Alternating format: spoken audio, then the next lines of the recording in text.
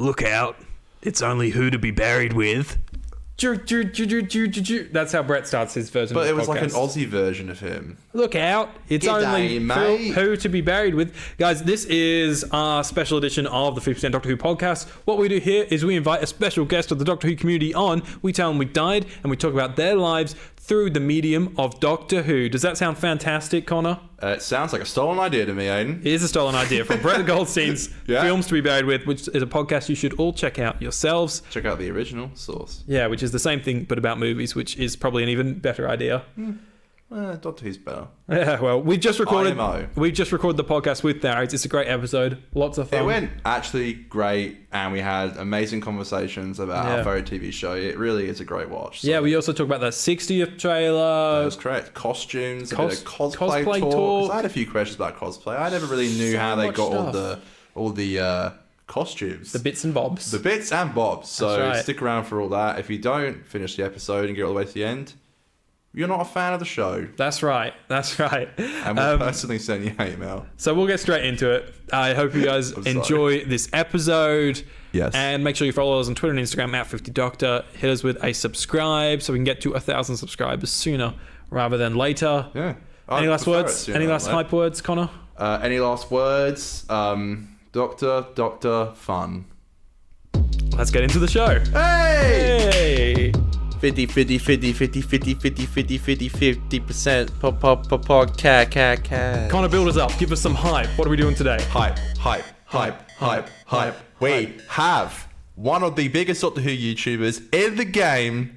Mad. From Cardiff, as we just found out. You could say the nicest Welsh YouTuber. Yeah, go on. Why don't we say that? Let's just start more beef, Aiden, okay? Just as the show starts. Got my fingers in many pies. Yeah, it's okay. You know, one of the biggest Doctor Who YouTubers. What an honour. I've been watching this guy for about a year and a half Yeah, now. I'm probably about the same, yeah. Big fan of the videos. Honoured to have him on today. It's Tharries! Woo, let's go with Tharries. Let's go! Oh my god, that's so loud. Let's bring that down. All right. Welcome to the show, Tharries. Thank you so much for joining us Thank today. you so much. Thank you. Thank you. That was a wonderful introduction. That was really nice. Thank you. Cheers. We No worries. are hype men. We can just follow you around everywhere and hype you up. You Oh know, my god, that's what we do. I need that. I need that in life. You know, and I'm having like a rough day or whatever. Just two people follow me around. You're great, by the way. We step in. You can just replay that intro over and over again. You know, us Doctor Who YouTubers need to be hyped up a little bit. You know? That's gonna be like my morning motivational thing. Like when people have like their alarm. You know, it's gonna be me. I'm gonna be like, oh yeah. Yeah, I think I practiced that a little bit before, and it came out all right. I feel like it could. Yeah, it came out pretty good. It could have been a little bit more, well read, but you you did good. That's fine. You know what? That's totally fine. That was a lovely introduction. I was enjoying it. Thank you very much. We are here to do another edition of Who to be Buried With. And it's been too long. It has been too long. Episode, you know? Last time we did this was with Troy. I Troy. think it was in November last year. Red So. Archer Live. I think it was November, yeah. Mm-hmm. Yeah. Tharries, are you familiar with the original Films to be Buried With at all by Brett Goldstein? I'm not, I'll be honest, but I kind of like I was sort of sat there and I was like, that's a good idea for a podcast. So it's a great idea though. Yeah, that's why we stole it, I think. Yeah, no. I listen to it all the time. We acknowledged that more you stole the idea and brought it to me. Hey, I said yes, talent, so, you know. Talent borrows, genius steals. That's what there you go. Saying, you know? I heard it and I was like, that's going right in my pocket. Yeah, look, nothing's original these days anyway, so... No, definitely it's not. True. It's true. We'll just take the idea and spin it off with Doctor Who. Tharries, I'm sure a lot of people are listening to us because of your content, but if anyone from our end hasn't heard of Tharries before, Tharries, do you want to pitch yourself to our audience? Okay, so Tharries is essentially Doctor Who YouTube channel, shockingly. It mostly covers like news-based stuff, but I'm also like quite partial to like the odd theory based on current events. I'll also occasionally do like a discussion video surrounding like an opinion I'll have with regards to like anything Doctor Who related. Like I remember recently I did one on like how there shouldn't be any more one-off Doctors after the 60th. Yes. And things about like maybe the master should be retired and all of this sort of stuff. And that's basically it. It's basically just, a big kind of place for me to air all of my excitement or opinions about Doctor Who and the latest and greatest events in that world, essentially. Yeah. It's a great channel. I love it. Love the live streams. I know you're sort of steering away from them these days, but the Reddit leak stuff that you do. Oh, yeah. It's so obviously like a lot of them aren't legit, but it's so like funny to hear some of them, but also some of them you're kind of like, ooh, that could be true. Or that's the thing. That's like a lot of people, like, I think they didn't get it. They were like, oh, why would you talk about this if it wasn't true? It's like, that's part of the fun. The fact that they're so silly and exaggerated is exactly why I enjoy reading them. It's basically just fan fiction to the max. Yeah. Which and is it's nice to hear someone talk about Doctor Who sometimes, just to watch a video, especially when there's not a lot of information out. Like, it's just fun to check out a bit, A lot of those Reddit leaks kind of came out like peak Chibnall era, where we were lucky if we got like the companions sat around a table like a week before broadcast, like that is, it was rough times. I swear, this is not just me saying it because you are on the show now. I literally, when you tweeted that out like last week, where you were like memeing on the fact that they tweeted that photo out to like hype everyone up, I literally screenshotted it and sent it in our group chat. I was like, this is hilarious. You follow Tharris on Twitter. Yeah, it's just a funny guy. I'm not just saying that. I love your tweets. Yeah, they're just funny. I always retweet them. They're just funny. You, so I appreciate that. No, it's definitely a great channel as well, and definitely a great tweeter. So thank you. Twitter's one of those places, isn't it? It's kind of like it's mental. Like it is mental. There's some times where like you'll say like the most just like random thing and it'll just like explode, and then there's other times where you'll say something that you think is like pretty commonly held in terms of like an opinion, and everyone's like, oh my god, no, how could you say this? It's like Twitter's a mad place. Tightrope to walk, It really is.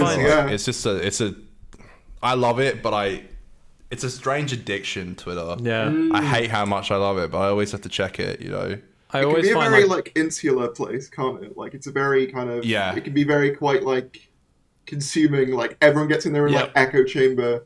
And that kind of thing. And I always try and sort of follow people who don't like agree with me as well. Like I don't want just you love people. That. Yeah, I don't want just people who see my who I respect that, agree with my perspective wholeheartedly. Obviously, obviously we have our disagreements, but I think it should be encouraged, especially in times like this, to encourage that sort of thing where, hey, we don't agree on X, Y, Z when it comes to Doctor Who, but it's not that deep. It's a TV show. That's we're all chilling. Take. That's great. We're all chilling. It's just Yep. it's just a show. That's kind of been my perspective of recent. Yeah, I love it. I think that's why we always say a lot of the time on our podcast, we've been reviewing the entire show since the revival, and we're now pretty early in Jodie's era. And we're on Demons of the Punjab. It's pretty rare. Actually, recently we've been pretty good, but it's pretty rare in like seasons 1 to 9 that we would agree on many episodes. There was so many episodes, and the debate you have over that kind of stuff is always really healthy, and I don't know, it's fun to have. Definitely, yeah. I think, if everyone had the same opinions, like it would just be boring, Yeah. Exactly. Yeah. And I just find like Doctor Who fans so like easily like they get wound up so easily, and it's just so funny sometimes. Or they just had like the dumbest like theories, ourselves so included, far out there. Ourselves included, by the way. Look, I was gonna make a meme about that the other day. Like we're just chatting shit that will probably never come true. Yeah, like, I've got theories about the 60th baby, and that shit is not gonna happen. It's not happening. All right, it's not. But can I ask you about the 60th trailer which came out? Of course. What did you think? Yeah, of course. Yeah, no, I really enjoyed it. Like, I was sat there and I was like, it's funny because I was heading back from a convention and I knew it was coming on, and I was like, I was literally like, I was there. I was like, okay, I got 4 minutes to get home. I got back about, I think, like, the trailer came out about 8 o'clock UK time, like 8 p.m. And I got back about, like, 20 past. So I think I did pretty well, all things considered. Very and good. I was knackered. I was already in full 14 cosplay from the convention, and I was just sat there like, oh my god, I'm so tired. But yeah, no, the trailer itself was good fun. You know, I think like this is the thing, right? And this is kind of the thing that like bothers me about some people, right? Is when they're like, oh, it's too early to have a trailer for something that's like 6 months away, but then they'll also be like, oh my god, the trailer didn't show enough stuff. Like you need to pick a lane. Yeah. Like pick a lane, man. You can't have both of those things. Like personally, Yeah. I think what they're doing right now with that is kind of like the perfect medium, where it's like it's getting people hyped and it's showing us things, but it's also not showing us too much. Like we barely know anything about episode 2 in particular. Like they've kept that under like lock That's and key. We exciting, know yeah. nothing. You know, like Still 6 months away as well. Like we've got exactly. We're gonna get another like trailer. Yeah, Oh, I definitely. think Like Comic-Con- probably Comic-Con. Exactly. So it's like when people are like saying stuff like I didn't show us enough, like I think they showed us as much as like they should have, you know. Yeah. As much as you obviously want more. Yeah. You've also Yeah. got to remember we're like 6 months away. I think for me, like the new trailer I thought was like good fun, and the titles got me hyped, and some things got me hyped in it. But a lot of it, I was like, oh, it's sort of the same stuff we've seen before. But the thing is, it's the fact that it was on at Eurovision. Like that's the stuff that's like, it's not a trailer that's necessarily for us. It's a trailer that's going to 8 million people. Yeah. Yes. I think the Comic-Con one will be the fan one. Like if there's going to be any big like, oh my god, you know, like if they show Wilf or something, or like the TARDIS, that'll probably be Absolutely. a Comic-Con thing, I assume. Yeah. Because like it's completely as you said. Like I think like 8 million people were watching BBC One before 8 mil. Eurovision. So that's pretty great. You know, they it's know what really they're cool. doing. You know, they know what they're doing. Like Russell, They're clever. like I think people underestimate this. He is like the ultimate like showman when it comes to Doctor Who. He just knows how to place it to get like the most eyes on it. I mean, even with like Shooty's casting and stuff, you had him being announced at the BAFTAs, which was kind of he said, you know, we had the biggest free press launch like we could have asked for. You know? All the media's so there. even Ready to ask questions. even with you know? like limited budget, he just knows how to like get the hype in, which is why I always kind of felt like when people said, "Oh, there's not a lot of budget for the marketing now with like the Chibnall stuff," and obviously there's no shade on him or anything. It's just like I don't know whether I believe that, because think about all that Russell did with like a couple of emojis. You know what I mean? Like that doesn't cost anything, but like the hype that was built through those things is like immense, you know? Yeah, I think There's even no sitting around a table, you know. It Just- wasn't that kind of They're picture. sitting around the table. You don't get more hype than that, you know. But Yeah. even just like the idea that he's using emojis and social media the is a technology, very it's a very like modern way of marketing. So you can tell they put so much thought into that. Like they're like, how can we appeal to this younger audience? Yeah, I think it's a great that's idea clever. of utilizing like the cast's like social media as well. Like they'll post Yes. pictures of themselves, and occasionally they'll have like the odd exclusive one that's not on the Doctor Who socials, which is great because like there's so many people. Like I think 3 million odd people follow Shooty Gat with 2.53 million, something like that. It's like an insane number. So It like really is. Yeah. just letting them say, "Hey, I'm in Doctor Who. It's coming out," is so much better than I can tell you the character's name, and that's about it. You know, like it's so much nicer, and for them as well. You know, like being able to be public about this stuff for them as like actors and their careers and stuff, it makes so much more sense. That's Definitely. like when John Bishop went on Graham Norton and he couldn't say anything. He was like, all I can say is I'm a plasterer called Dan. And then everyone said he was a plasterer in the show. Never even said it. Yeah, I'm not going to see the man doing plastering, you know? It's like, come on. Like, One of just a one quick of the question videos. Oh yeah, you go on. Oh, no, sorry, yeah. I just want to ask quickly, because I saw your 14th Doctor cosplay, and it was like, legit, how do you go, I always wonder this, like, how do you guys actually go out and source the actual proper costumes that, like, the Doctors wear or companions wear? Because that was actually, like, totally legit, wasn't it? Yeah, so like it's pretty close. Like it's a lot of people. I'm not like the big expert when it comes to like cosplay, but people who've been in the game longer than me. But basically, there's some people who are just like masochists who could just go through frame by frame and identify like each individual bit of clothing, you know, piece by piece. And what I have in terms of like the suit and stuff is basically just like it's basically as close as you can get without being the actual fabric. If you know what I mean, like it's a suit that's basically pretty close, and then it's just like the way I did it was I just found like a blue wool coat, which is what he wears as the coat over the top. Some like I think the exact like color of the Converse, but like papyrus egret, I think.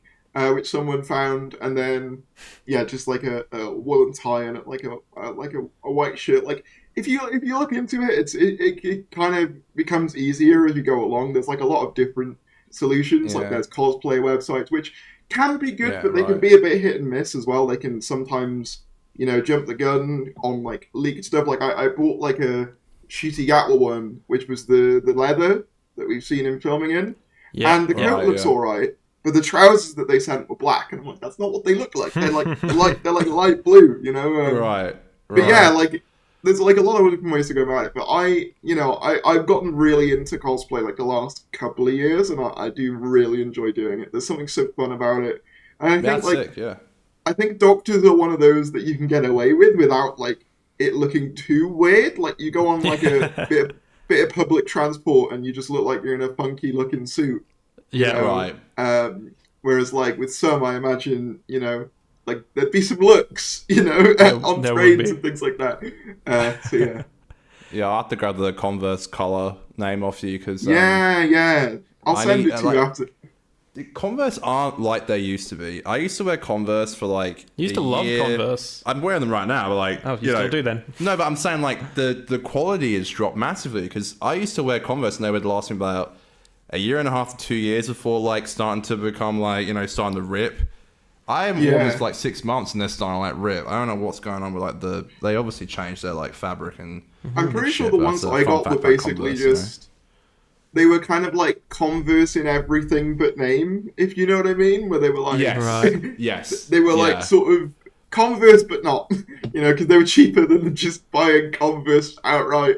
But the thing is, the look is like indistinguishable as well. So it's like, screw it. No one's actually going to see the Converse logo. And in fact, I'm pretty sure in like actual filming and stuff like that, they have to wear off the Converse logo anyway. They do. Because they wear off the All-Star. Yeah, because of promotion anyway. So if anything, exactly the off-brand ones are more accurate than just the normal Converse are. So yeah, that's why I wore Converse like a kid because I got the red ones that he would wear in season 3, I believe. Yeah, and, I really don't like the shoes.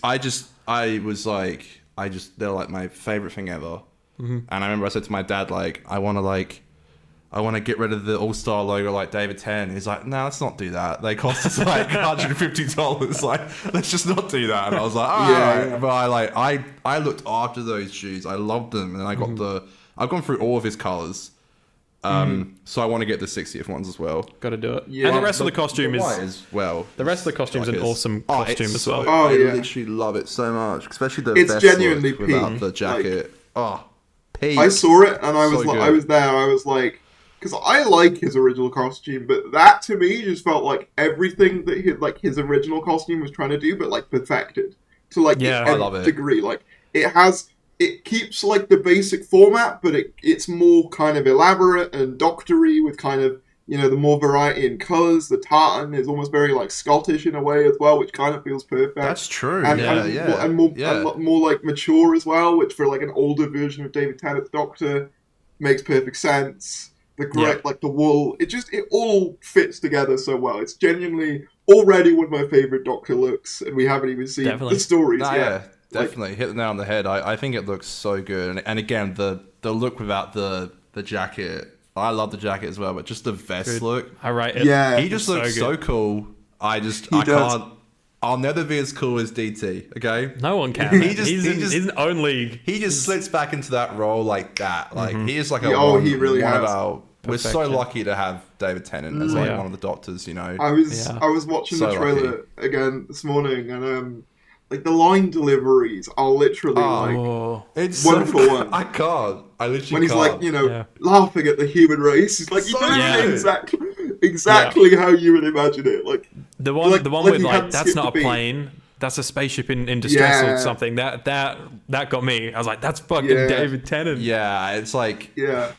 who else could deliver that line like him? It's just we are Yeah. just It's so he's lucky. I'm genuinely like this, like all of the RTD stuff. Like I'm so like just excited, like unashamedly. I can't Like wait. Series I'm there for 14 as well. It's like Yep. it's just great. Yeah. Like the costumes in particular, to be fair, have all been pretty fantastic so far. Like in my opinion, Yeah. Shooty's wardrobe is so like extravagant and cool as well. Yeah. Yeah. I don't know. There's just an excitement that I just have for all the like the new stuff. I just that I haven't felt for a while with Doctor Who. And again, not trying to throw shade, but just for me personally, it's just there's just something about it, man. They've got something. Nah, you're right. Yeah. I think Feels it's gonna be magical. really special. It does. Yeah. It feels It's like strange. Doctor yeah. Who's in the air. It's like It does. Yeah. It does. And even watching the footage, like visually, it just has this magical vibe to it. I can't explain how. absolutely. Like, It does it's to look do with the great. shadows and like the glowing of some of the lighting, Yeah. like around Camden the and that footage. cinematography like looks fantastic, like Chef's visually. kiss. Because obviously, like there's some bits of the Jodie era which look like phenomenal. Like I think her Mm-hmm. regeneration in that looked really nice. Amazing, yeah. But there's something about like the 60th trailer and stuff. It looks like they've taken that and gone, forward again. Like the Yep. colors are also vibrant and sharp. The lighting, like every frame looks like it's like could be a wallpaper for like Yeah, a it like does. like a Yeah, desktop all or like the a phone night or scenes something. as well. Are, Yeah, they're just yeah. lit so beautifully, and it somehow feels like the RTD era. It kind of like look Yeah. about it, like it feels like Even though like I just- RTD era was just like kind of a blur for the first two seasons, and I had that like the Blu-rays. I you got the Blu-ray remaster. I got the remaster. It just Yeah. nothing but good things to say about it. Looks Yeah. good. Oh, Connor, Yeah. we've forgotten to tell Tharries something. Oh god, what? Oh no. What? Oh Wait, no. Oh Tharries, I'm sorry, we've come half an hour in and we've not No. even again. again. Same, we What's did it with Troy. What's it with our guests? We've I Oh don't my know. God. It's the curse. It's the curse of 50%. Yeah. Tharries, Yeah. I'm sorry, you're dead. Bruh. Oh. I wish someone Yeah. had told me. Like Yeah, I wish someone let me. It's been 30 minutes, We've been talking for half an hour and haven't told you died. It's just so rude of us. I can't believe we've done What are this. you gonna do? Tharries, tell us, how did you die? Well, I died talking to the 50% Doctor Who podcast about the 60th anniversary trailer. That's the way to how go, That you know what I did what I loved. You know what I'm Yeah. happy. That's my last memory is nerded out over David Tennant's beautiful costume and hair. So, That's it all was just right, too yeah, much to yeah. deal with, and you died. Yeah. Is that what we're going with? Just overload. Yeah. I love it. And to be honest, we've all kind of been there where we've been like, I'm too excited for this David Tennant stuff. Like, It's Yeah. off the scale. do Did you? you see it? Oh yeah, you go. No, I was just gonna say, do you think about death much, Tharries? Do you think much about it? It's a Do you spooky believe subject. in an afterlife? I guess. Ooh, interesting. I'm one of these people who's very much sort of like, enjoy all the time that you have while you have it type of thing. Because like, I think a lot of people, they kind of, obviously, I don't want to get too like religious or too philosophical or anything, but like, I think a lot of people, they kind of look forward to like the afterlife and stuff, which is like totally fine. To me, my philosophy has always been, once I'm dead, I'm dead. Might as well, do everything I can do now while I can do it, kind Definitely. of thing. That's kind of my approach. Like I'm kind of, I don't want to say impulsive, but kind of, like if there's something I want to do or something I want to get, I'll just sort of do it. And sometimes that's not a good idea, but other times, in retrospect, like it'll be nice. So yeah, that's probably how I would answer that. That's cool. Yeah, That's a lovely answer, yeah. I think that's a good answer. Yeah, you gotta do what you can whilst you can. Am I right? Exactly. Yeah. Yeah. Wholesome. Wholesome go on. vibes. Lucky for you, Tharries, there is actually an afterlife. Oh my god! Wow. Ooh. incredible. It's the Doctor Who afterlife, where everyone there is a Doctor Who fan, and they want to. Oh no! That's where I'd be. They want. Yeah. Oh no. Are we sure this isn't like? Are we sure this isn't the place with a bunch of fire and redness going on, and there's like this- the big red That's guy actually with hell. guns? It's Yeah. real hell, you know. Yeah, it's not heaven. It's hell. It's hell. But the people in this heaven, they want to get to know you through. They want to get to know your life through Doctor Who. So, Doctor Who everything. They've got all sorts of questions for you, and we're here to be standing at the shiny pearly gates of heaven to find out the Doctor Who things from you. Does that sound good? I think St. That sounds Peter's good. the name. That sounds There you good. go, St. Peter's. Hopefully, St. Peter? I get in. Hopefully, I get in. I don't know. It's the gate. We decide if you come in or not. So if you answer poorly, we're just gonna slam that gate, and then you're gonna go down to the Damn, real yeah. hell. Damn. Alright. What's the real hell? Do you think? Like, what is it? Like, It's where all the is it like- cancelled ones go. It's, Oh, I see. There's a few of them. Oh no! Oh no! I don't want to end up there. Okay, so the first question they want to ask you, Tharries, let's start at the very beginning. What was the very first episode of Doctor Who you ever saw? Ooh. Okay, so mine is a weird one. Mine is an odd one, and everyone sort of like does a double take when I say it. My first one was the Next Doctor, the 2008 Christmas special with David Morrissey. Yeah, Oh, right. which Yeah. is a weird one. The context Yeah, that basically is. was, I think, like Doctor Who was on one Christmas, I think, and my family aren't really like into Doctor Who other than me at this point. But my like dad is kind of the stereotype of vaguely remembers Tom Baker, that kind of parent kind of thing. Yep. And he saw Doctor Who was on one Christmas, like, oh, you might like this, and I watched it and I never looked back. And thinking about it, it's a weird place to start because you've got this whole idea of like this alternate Doctor and like the Watch. Yeah, and stuff, exactly. which The is Doctor's obviously- past. Yeah, which is very reliant on like Series 3 and stuff like that, which I didn't have any of the clues for, at the time. Yep. But no, I really enjoyed it. And even though it's one of those episodes that isn't that great, I still will always have like a soft spot for it, like because it was to my memory at least, like my first one. So yeah. Yeah. And then I went Fair, back that's and a- watched like all of RTD1 and then I really got into it like properly like Series 5 onwards. Like I always see like even though David was my first Doctor, I always kind of see Smith as like my one, if that makes sense. Like the one Right. that like I kind of grew up with more, I suppose. Yeah, the Next Doctor's like an infamous one for us where when we did our review episode on it, we literally spoke about it for, I want to say, less than 45 seconds. And then we're like, I've got nothing more to say on It this. wasn't. Yeah, And- it was to the point. I think we kind of like checked out early and just spoke about some other crap for like Yeah, the for an hour. next hour. Yeah, we didn't go Yeah. down well with the 50% boys, but that's fine. I think you that's know. one that I'd love to like revisit like far down the line because it is one I've rewatched it since and I was like we'll probably a bit harsh on it back then because there is some fun Oh, elements have you? to it. Oh, you watched it at Christmas, didn't you? I watched it this Christmas, yeah, and That's yeah, an interesting choice. I think that's the thing. I think a lot of the Christmas episodes, like a lot of like as Doctor Who fans, we have a tendency to like view episodes as episodes. I think the context of when an episode comes out can really like either be a benefit or in some cases like a drawback to it as well. Like I think Legend of the Sea Devils coming out as like an Easter special made it even worse. Like you were sat there and you were there like, how is this special or remotely related to Easter in any way? Like yeah.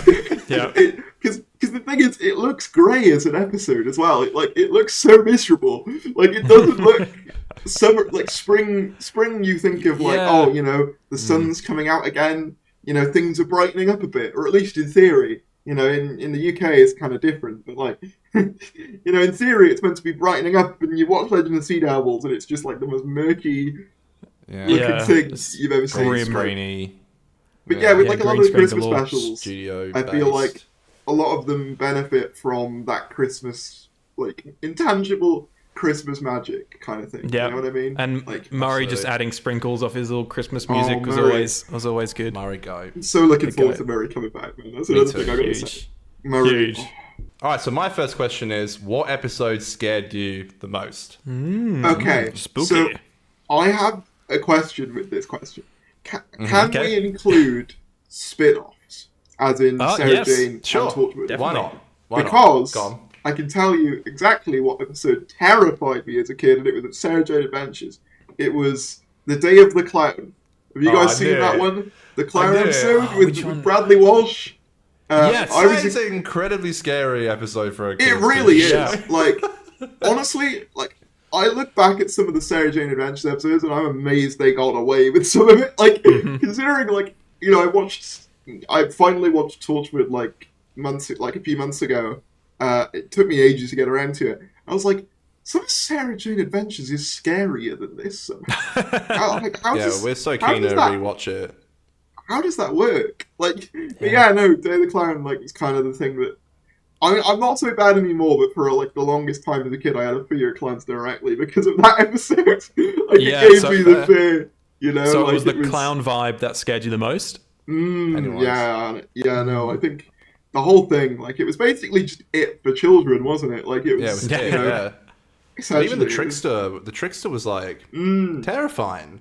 yeah, Especially the when he was in like trickster, the white in Sarah Jane's wedding. I just was terrified. I was like, this is some scary stuff. I I'm think just so excited to rewatch Sarah Jane. It's gonna be so dope. Yeah, Sarah Jane quite often, like, it could get quite, like, deep for a kid's show as well. Like, there's the whole thing, that one episode where Sarah gets replaced with another woman who is, like, you know, supposed to die on the day that she did, like, it was on, like, a bridge or something, and she fell off. And they Yeah, I swap do places, remember that don't one. they? And, I think- and there's, like, this yeah, line about yeah. how was I meant to die, and all of this. It's like, damn, it's kind of It's deep deep. for CBBC, you know. yeah. I Kids think that's show, whatever like- happened to Sarah Jane. I think that's the Yeah, season yeah, one it is, final. yeah.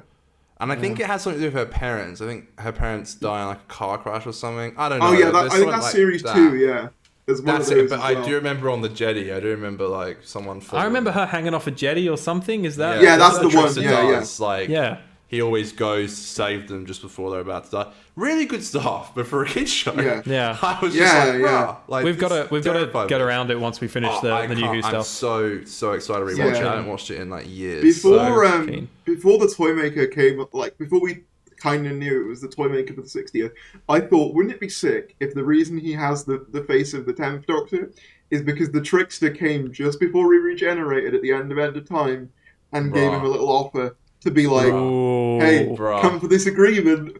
You can keep Oh, your that's face. clever. You can Oh keep my your God. friend.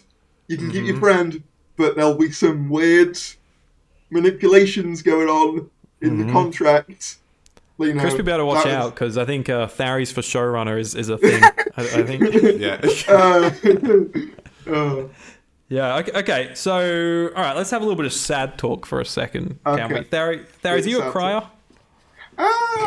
Not really. Not when it comes to Doctor Who. Like I do. There is one when I'm thinking about it. There is one thing like Doctor Who that I think gets me emotional, but like I don't think I'm a huge crier really. Okay. Well, yeah. Okay. Well, which episode is that then that makes you the most emotional? Honestly, for me, I think I've said this a few times. It has to be specifically the one scene in Turn Left where Wilf is talking about where they're heading to, the camp scene in Turn Left, and Bernard Cribbins just goes, "That's what they said last time." And you're just like, Mm-hmm. you know, That's so like, tough. That's the one time Doctor Bang Who scene. has like made me go, "Oh shit, that's genuinely like emotional," because it is Yeah. based in something so like real, and like that's I think something Russell that does like just wonderfully is he's great at analyzing humans in a way, which sounds odd to say, but like he's good at kind of sort of expressing the wonder that we can create and how great we can be as a species, but also the horrific stuff we're always kind of on the precipice of as like a people. And I think Turn Left in general is just such a bleak kind of event because it's like what if everything went to shit. But that moment in particular just has really stuck with me ever since. And if you go and watch like years and years later on, like you can kind of see a lot of that That DNA same vibe, yeah. kind of going into that. So yeah, that's like Definitely. the first scene. I think not even just Doctor Who, I think in general, it just really made me think about like stuff in a more broad way, and like how things could kind of really go wrong if we take the wrong path and stuff. So yeah, I'd say that. Yeah, it's crazy because I remember when I went to Germany, and I think I went to a concentration camp in Austria or something, and when we were around there, they were saying that they bring everyone in Germany, like primary school students or like year 7 or 8. It was super young. I remember it being super young, and they have to bring like it's compulsory for them to bring their classes to a concentration camp at a really young age to make them very aware of that stuff. And I think, everyone says a lot about making sure that history doesn't repeat itself in that way, but it's easy for us to look back and be like, oh, that stuff would never happen in today's society. But I think what Turn Left does really well is it really shows that it easily could happen. And I think there is stuff like that is happening like off the books in other countries as well. So it's like... Yeah. And I think we watched really that kind of like mid-pandemic, and the world was kind of like going nuts. Yeah, it was crazy. And it was so... I remember watching that episode with actual like kind of like dread in like my stomach, because I was like, this is kind of what's happening now. Just feels so legit. It's like a big sci-fi thing, but it feels so legit. It was like actually kind of scary, because like there was like a point in the pandemic where we were just like, what if this actually does just go south and we all die? Yeah. Like it was just scary. Like what if we don't figure it out? It was a scary time. No one like we'll be telling our kids about it, being like, yo, like that happened. This will never happen again for years and years and years and years and years. But yeah, pretty nuts. Speaking of which, Turn Left is definitely like a pilot for years and years. Yeah, absolutely. Yeah, 100%. Like, you can tell, like, with Russell, like, he is always one to kind of challenge, like, the format of Doctor Who. What he can get away with, essentially, with Doctor Who, for, like, good or bad, like, sometimes it doesn't always work, he'll do some experimental stuff, and sometimes... I mean, I don't even mind, like, Love and Monsters. Being real, I have fun with it. But, like, I can tell why... I can tell why people, it's very experimental as an episode, right? Like, it's very... That's the right answer. That's the right Stupid answer. episode. Don't worry. Stupid episode. Right answer.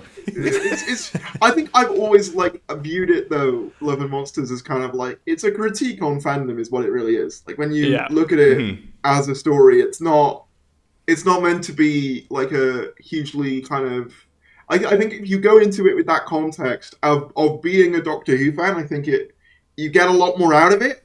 Whereas if you just go into it just as a random guy, you're just sort of there like, this is just a bit silly, isn't it? But I think with the hindsight of being in like the fandom in particular, and kind of like the way people can be, and I think we all know someone who's a bit like Victor Kennedy sometimes. Yeah. Who's like, right, you can't have any. You can't have any fun with being a fan of this thing. You gotta study it and document it and be all doesn't serious sound like me about at all. it. I don't know where that came from.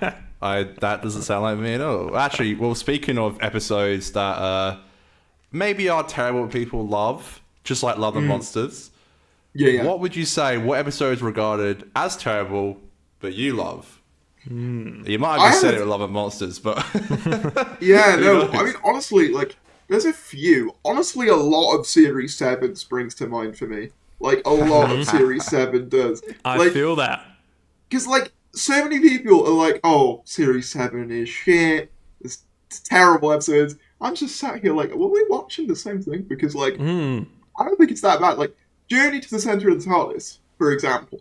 I never hear anyone talk about that one. I don't know whether it's hated, but, like, I think it's really good. pretty, the only thing, the only thing that really kind of, they take the L on is the ending.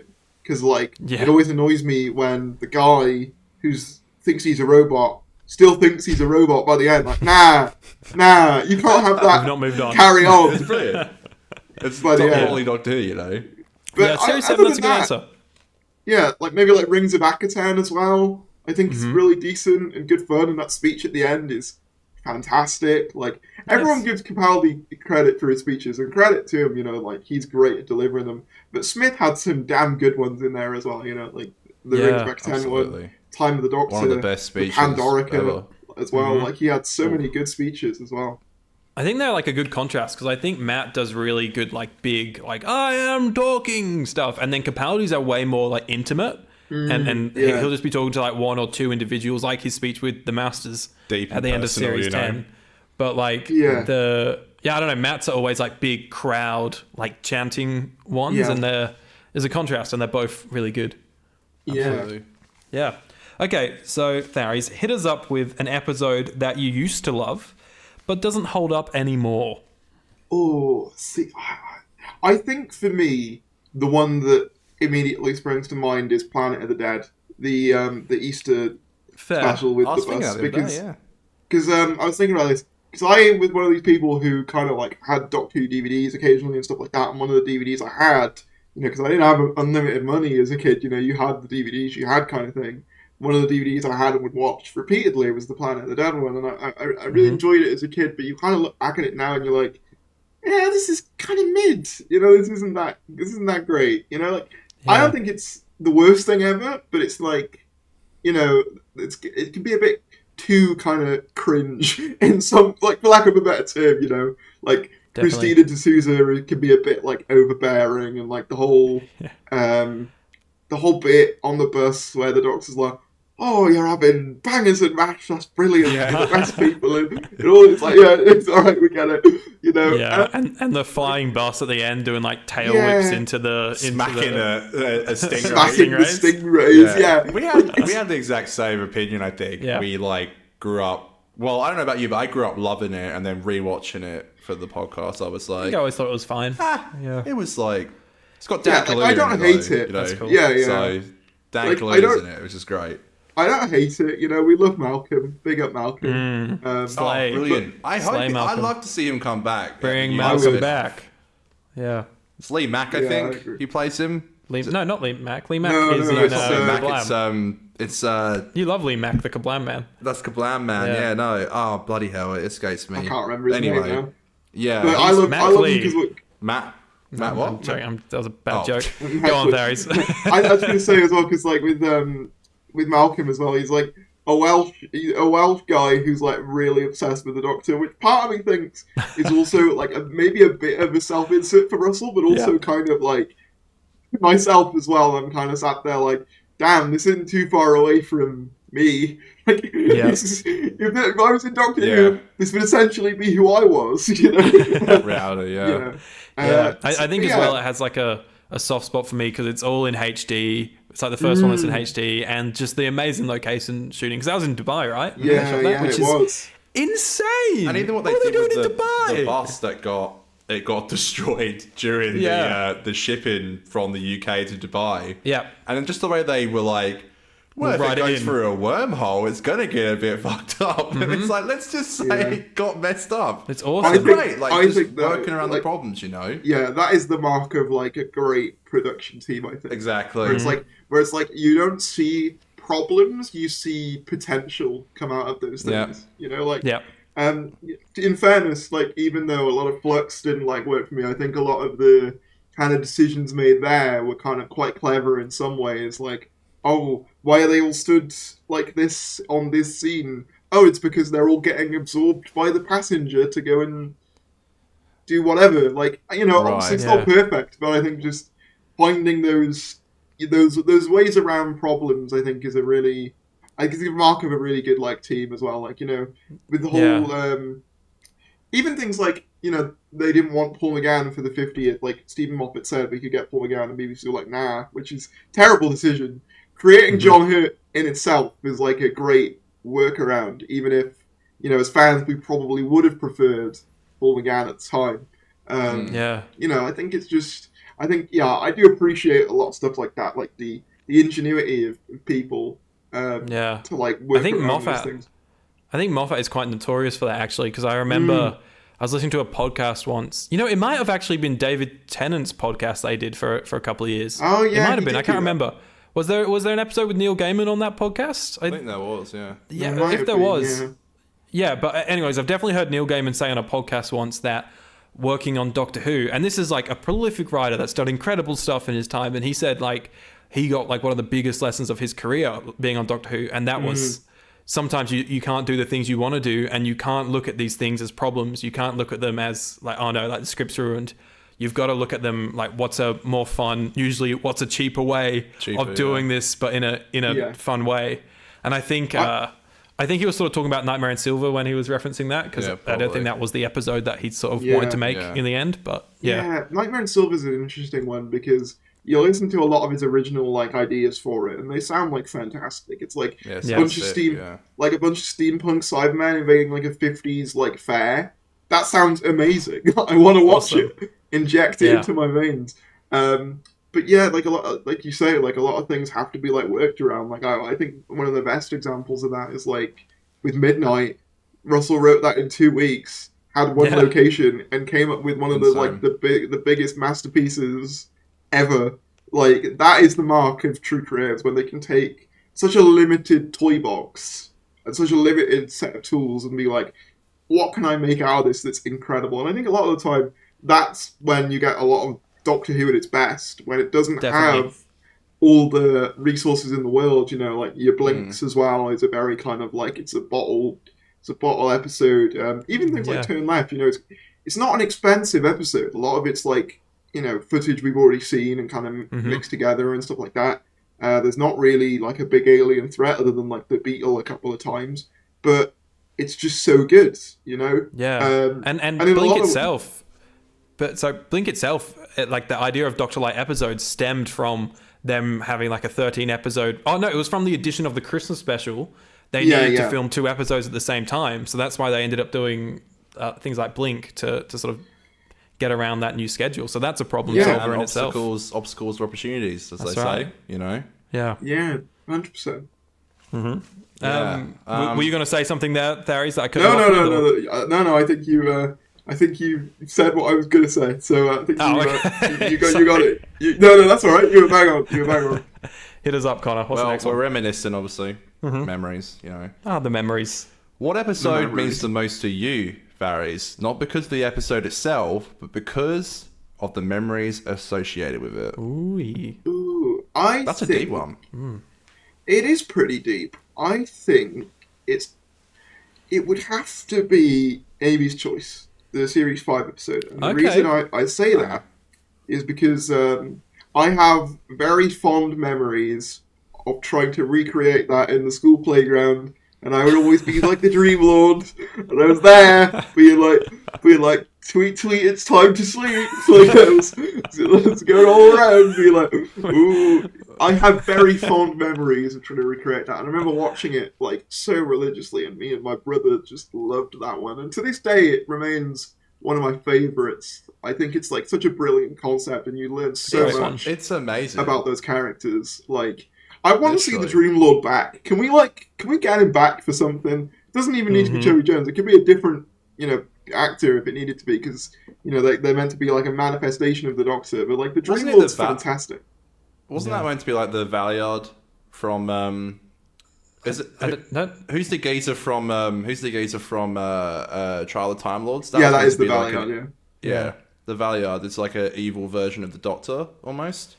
Yeah, they're not like actually connected in show, but it's a similar concept. Is that what you're getting at? Yeah, like wasn't that meant to be a kind of similar thing to the Valiard with the Yeah, Dream yeah. Lord? Like they It's- could yeah. do something like that, you know? Where, Yeah, it's similar. It's you know, basically all the you know the things the the Doctor worst sees as qualities.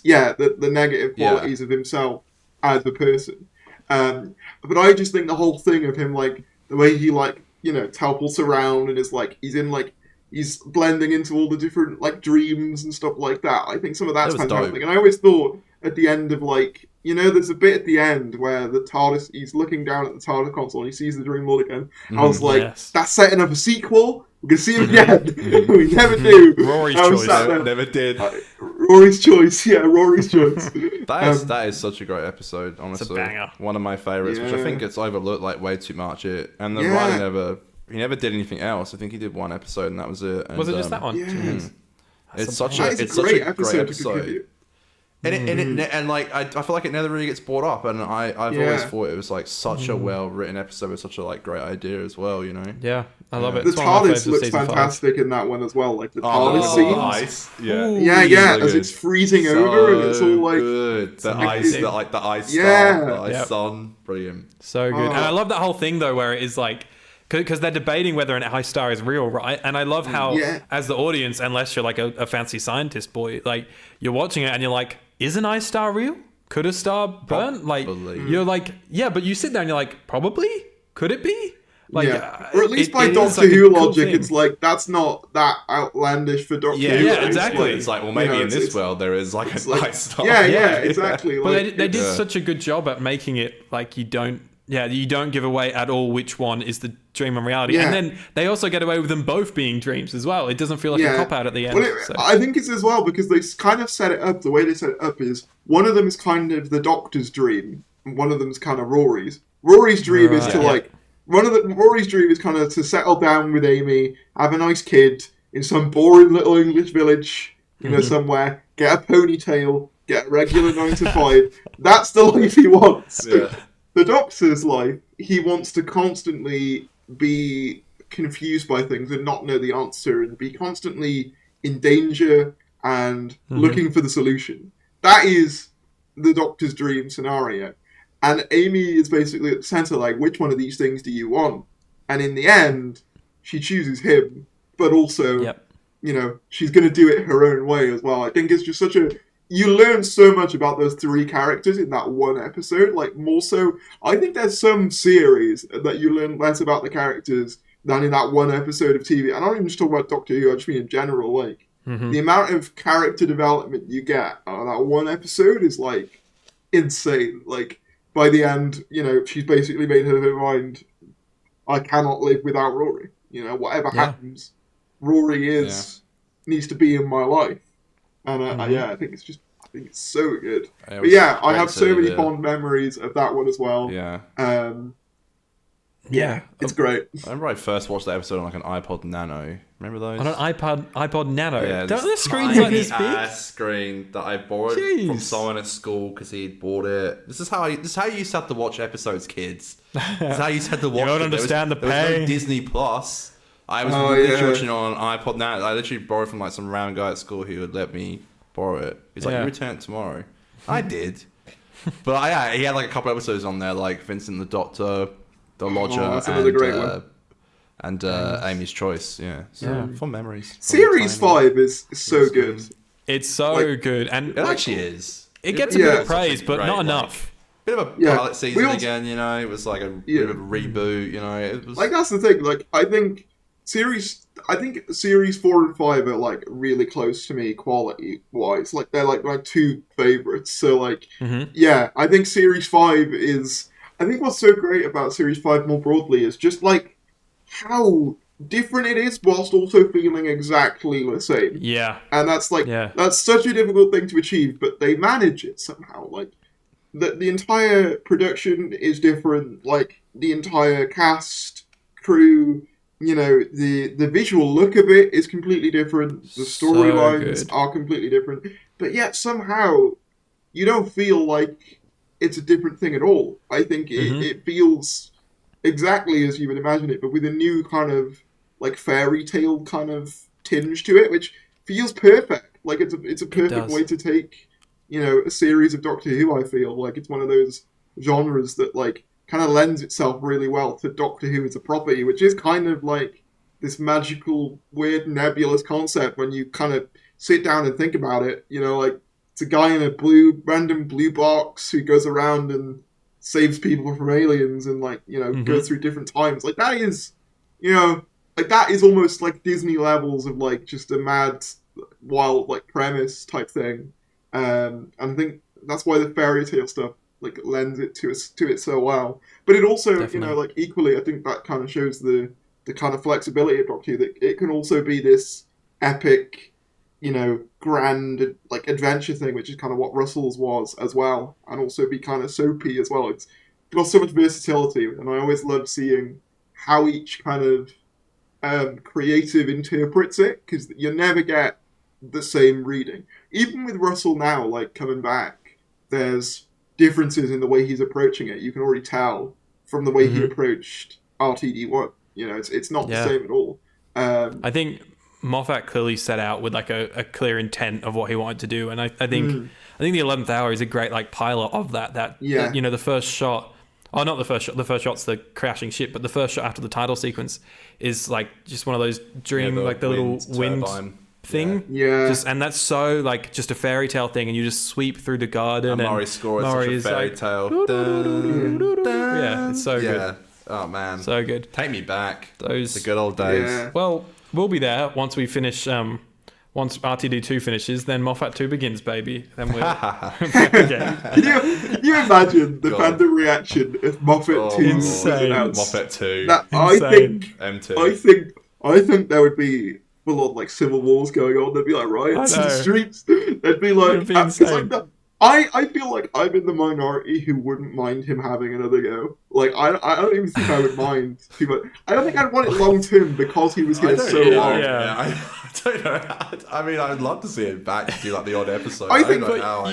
You just end up Yeah. feeling like you're going in circles though at that Yeah, point. yeah. I That's think the only thing. you are kind of right. I think him writing. I think if he writes like a one-off episode under Russell, I think that'll be peak probably. That'll probably I'd be love like, that. I'm Yeah. so down for that. I would, yeah. Yeah, It's give gonna him be a better, weird if that better ending happens, than though. twice. It's gonna kind of be weird if that happens though, because then literally the only Doctor that he wouldn't have written for would be Jodie, Jodie, because he yeah. wrote Yeah, for true. because he wrote for Yeah. Eccleston, Tennant, Smith, Capaldi, and then maybe Shooty as well. So like, yeah, it's kind of weird. Well, I think it's mad, kind of yeah. one of those interesting things about that era now, because we've got Murray back. It is kind of just in its own little bubble now. For better or worse, it's just sort of this other weird bit in the middle, and then this. And I think that'll kind of it'll make it seem more unique in its own way. Yeah. I suppose as well. But you never know. Tharries, tell me, which episode has the best ending?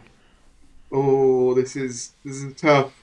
Mm-hmm. This is a Doozy. tough one because I think about this, like there's so many like sort of definitive moments. I think for me,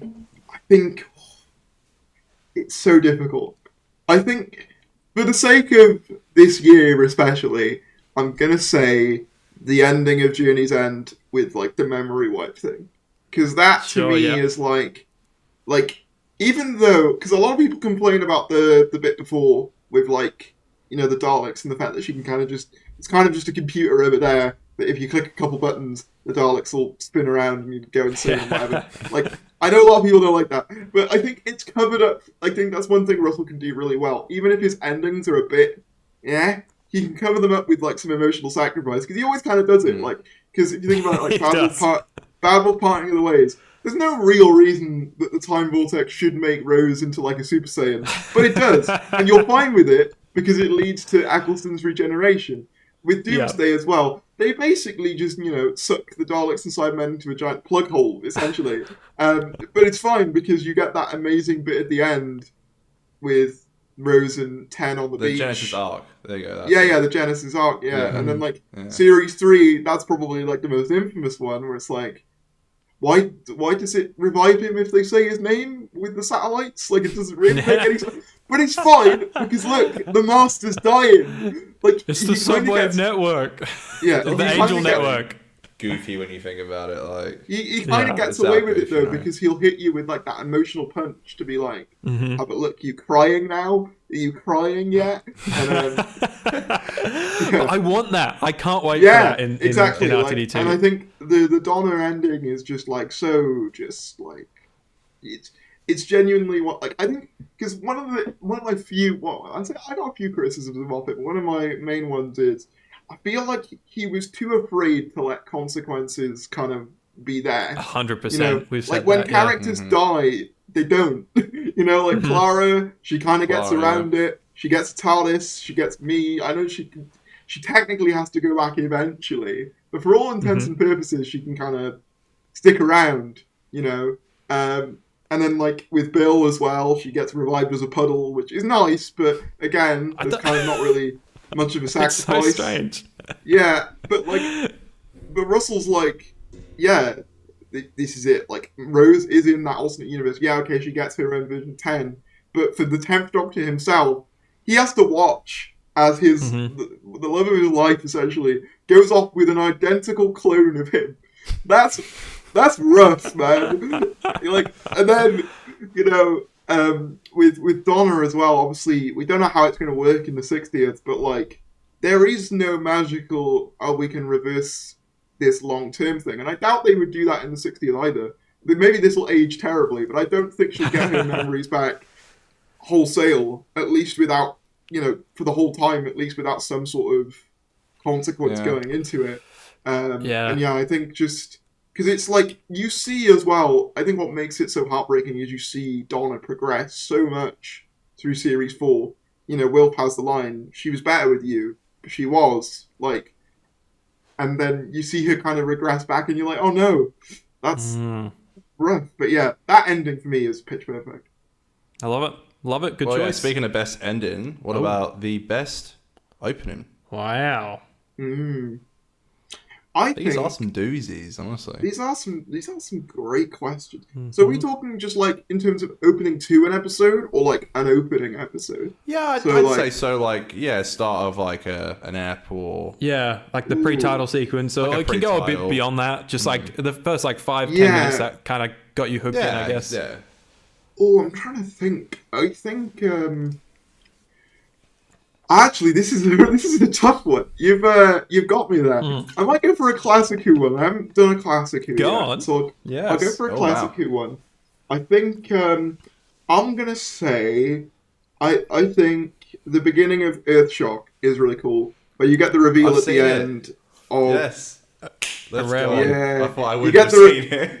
You get the reveal of the Cybermen like built up at the end, and then it's the destroy them. I guess at the end of part one. That was a big deal back in the day. I kind of see that as like part of the beginning. It's like the opening act, right? So like with classic, you can kind of count that. We'll let you off. Yeah. Like I think that moment, you're like, oh shit, the Cybermen are back, because it was a while. That's a really good pick. Yeah. So I think I'll go with that. Yeah, that's cool. I respect it. It is your pick is the ending of an opening. Yeah, it's in part one, isn't it? I'll allow it. Well, part two has an opening, there you go. Yeah. That's true, and they replay the ending as the opening. They do, they always do. Yeah, that. they do. So your favourite is the opening of part 2 of Earthshock. Exactly. There's a loophole. We did it. There you go. The loophole. Is there an episode for you, Tharries, that you relate to the most? Oh, it's relate to the most. I mean, partially for the reasons I said earlier, kind of like Love and Monsters in a way, because I kind of feel like you think about it. You think about like Elton, right? What is he? He's essentially a blonde guy, in his 20s, who sat in his room rambling to a camera about the Doctor. And dancing to ELO. And trying to hunt down the filming locations of... I think there's an element of that we can all relate to, I think, in a lot of ways. He was a weird guy, actually, come to think about it. Having pictures of Rose. And Jackie finds it. The season 1. I swear. And he hits on Jackie as well. He's trying to get with Jackie. He was a bit of a strange bloke, Elton was, actually. And I just said I related to him. So what does that say about me? What does that say about me? No one could ever convince me that episode is bad. So good. It's fine. It's fun. Goat status. It's fun. I'm more like, because you love it, I just pretend to hate it for that contrast. It's a show banter, folks. That's it. Yeah. That's what we do around here. What are you going to say, Tharris? I was just going to think of other episodes that like I relate to a lot. I'm sort of having a good old think. I think maybe just the ending of like End of the World, when they've just had this like huge like experience of seeing the end of your planet, and you're just like, I just want some chips. Like, dude, me too. Mood. So either of those two, I think. Cool. Yeah. Good choices. I like them. So what episode objectively is the greatest ever? The GOAT, the greatest of all time. So we're talking like well made. Maybe not your favourite one, but just like the one that's most well made. So difficult. I think it would have to be Midnight, just because like the script is bang on. The fact that they recite their lines at the same time to like perfection. Like, imagine how many takes that took. Like, the fact that it's all in one location, and yet you feel this sense of like just scope to the world, even though you barely see the outside of the world, you get the sense that it's there's so much lurking beyond if you just poke your head around the corner. Like, it's like the directing, the shots of, like, you know, as you see them slowly turn, and you can see Sky Silvestri becoming, you know, more and more possessed, and then So good. you can, and then it sort of turns to the Doctor as you realise, oh shit, the Midnight Entity's gone over to him now. Like, technically and like script-wise and performance-wise, I cannot find a fault in it, other than that one bit where you see the green screen at the beginning. But we'll forget about that for the sake of this. It's funny to think that Eva Darks was also written in 2 weeks, and I still like Eva Darks. I find it really fun, but it kind of just shows you that Rossi, you know, it's like he did that in 2 weeks, and it's like it does just show you sometimes you can just be like insanely talented and do. Not saying Chibi isn't talented. I'm just saying I still do love Eve. Yeah, I'm just saying like that is pretty like. There's a reason why they call him the GOAT, and I think that's a great example as to why. I think GOAT. One of the best. Another one I might actually say is Doctor's Wife as well. Actually, Doctor's Wife is like. These are all bangers. I feel like I have to say it every time. Banger, banger. Yeah, Doctor's Wife is incredible. In fact, that might have been a contender for ending as well, actually, to an episode. When that always gets me, actually, when it's like, I just wanted to say hello. Got me in the feels, you know? Right. Like, got me in the feels. So I have multiple answers for a lot of these questions, I realise it. That's fine. That's what we're here for. All good. Yeah, Doctor's Wife is like, it feels like an adventure in 45 minutes, more so than I think any other Doctor Who does. Like, you really feel like you've been on like a journey. Similar to Girl Who Waited, I think there's similar vibes. Like, just kind of. I love Girl Who Waited as well. Yeah. Which is so great as well. There's so many bangers in the Smith era. So many, there actually is. Like, Doctor Who is actually like, I kind of hate when people are like, Doctor Who's just some like silly nerd show. So there's good stuff in there. There actually are some episodes in there that like, I love showing people who aren't fans of Doctor Who episodes that I think are great. Yep. Like I showed my mate Midnight who like hates Doctor Who, and even he was like, "All right, that was pretty good." Actually, and we watched those episodes over and over again, which leads me into our next question, which is, which episode have you watched the most? It's such a difficult question to answer because there's so many that I feel like are baked into my brain. Like I think Amy's Choice is one that I mentioned earlier. 11th Hour is another. I watched like loads, like as an introduction. I think it's fantastic.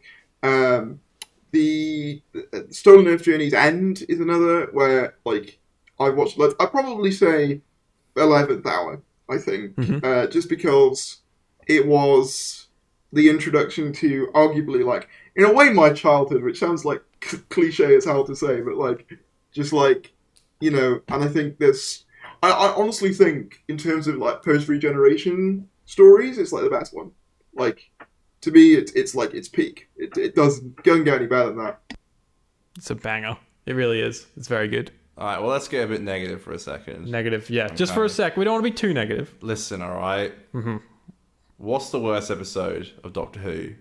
Legend of the Sea Devils. Wow, really? Now we're talking, baby. Yeah. No, Wow, really? Yeah, Legend of the Sea Devils. For me, it just.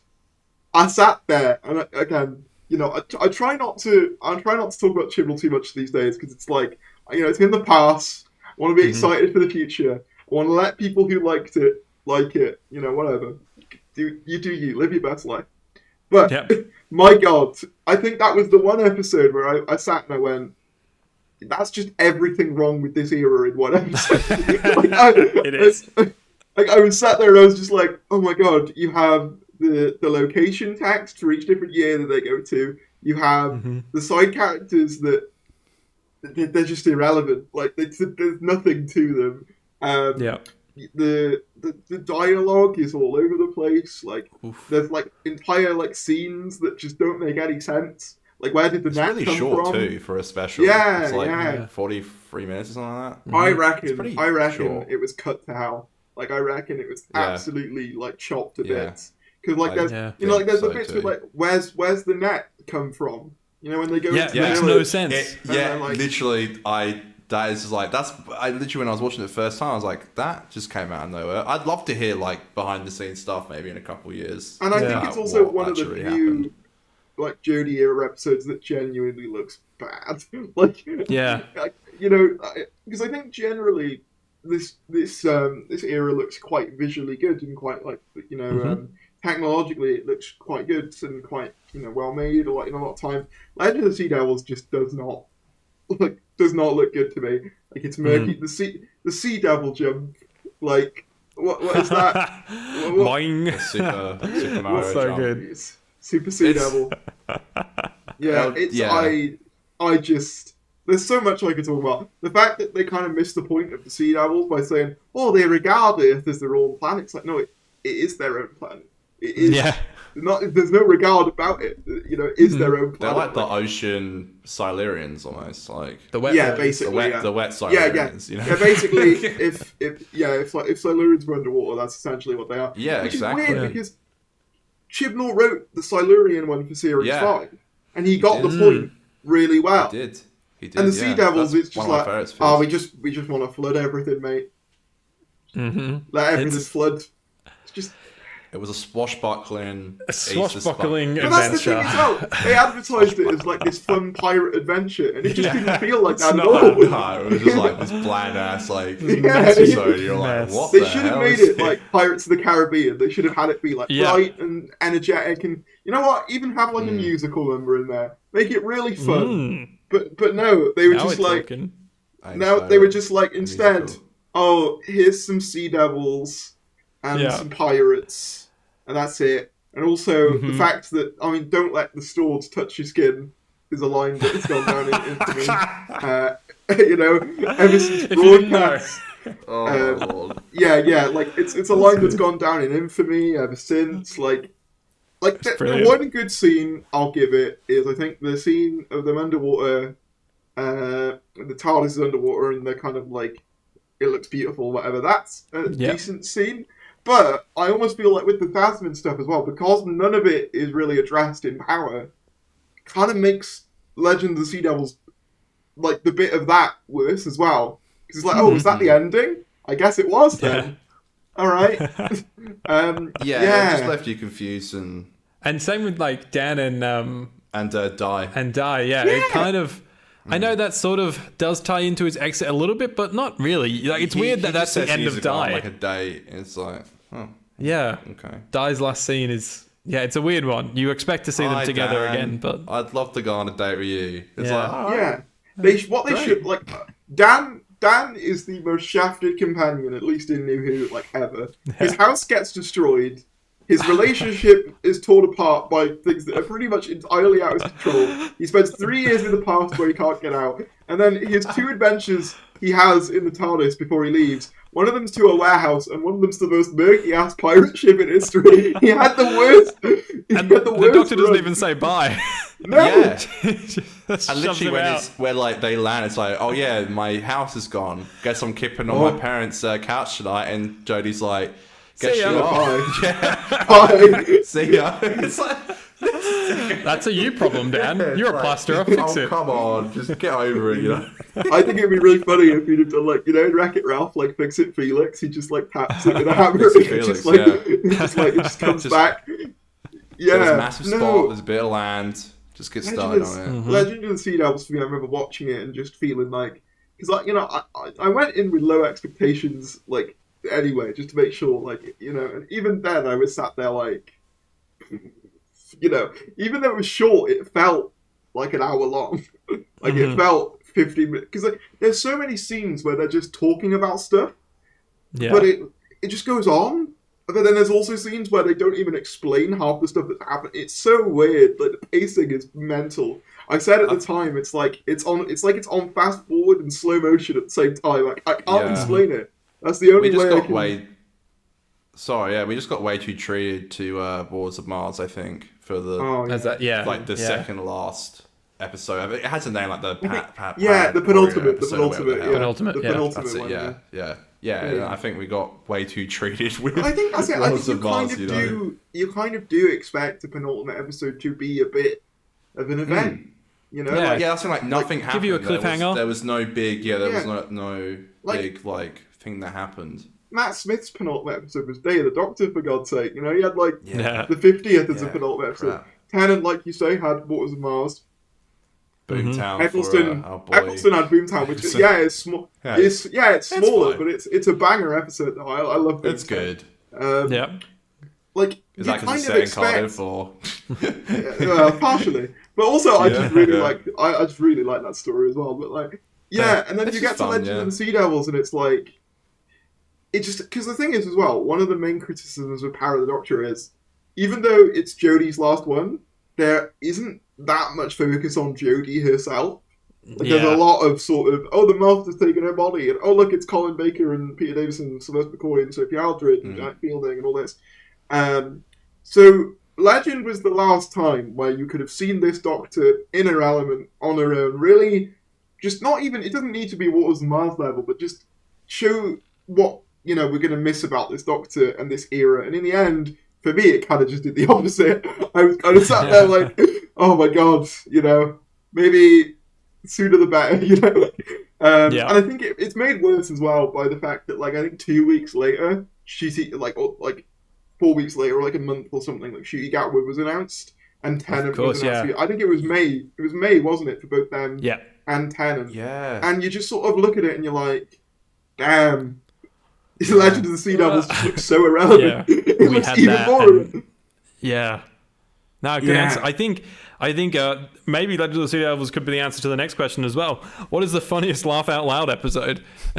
I mean, you could say Legend of the Sea Devils, but I don't think that's by design. I think that's very We're laughing at it, not with it.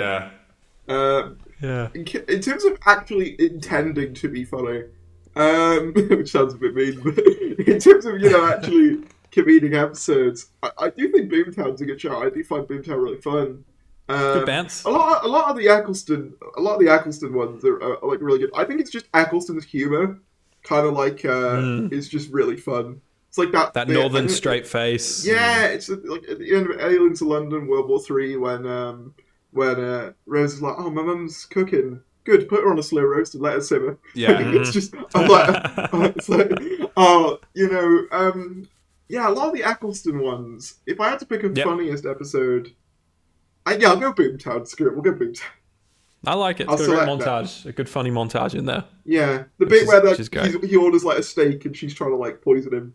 The finger dart and he catches it. Yeah. It's cool. It's actually like, I remember laughing as a kid, I was just laughing at that shit. I thought it was so funny. Yeah. And then when she's like, did you know Celine can kill with their breath? And he gets some spray and he's like, I did. Great. Yeah. Good. Well, Tharris, you have been a wonderful guest, but we do have one last big question for you. Before the pearly gates open. Before we decide whether you've made it into Doctor Who heaven, which currently only features Troy in there because he's the only person that's done this. Yeah, he's just been sat. He tries to talk to us, and we're like, we can't. We're not talking. Yeah, you're in heaven. We're St. Peter's. Yeah, we are. Amen. So, our final question for you. You've died. You were overwhelmed by all this David Tennant costume talk. It was crazy.